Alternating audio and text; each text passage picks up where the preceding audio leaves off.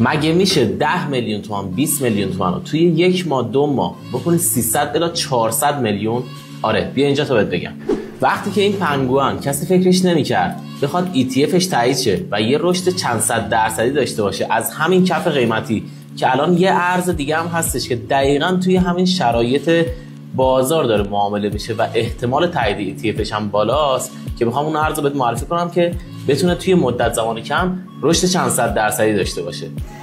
وقتی که به 2 تا 4 تا این ارز نگاه میکنم، اون ارزی که دقیقاً شبیه این ارزه داره توی کف قیمتی خودش معامله میشه، با این تفاوت که هنوز رشدی نکرده و احتمال تایید ETFش هم بالاست. اگر هم توجه کنید توی این کف قیمتیه میتونه رشدای چند صد درصدی از همین کف قیمتی با تایید ETFش مثل ارز پنگوئن داشته باشه. فقط کافیه کلمه حرفه رو واسم کامنت کنی، این پست هم بفرست واسه اون دوستایی که نمیدونم روی چی سرمایه گذاری کنن.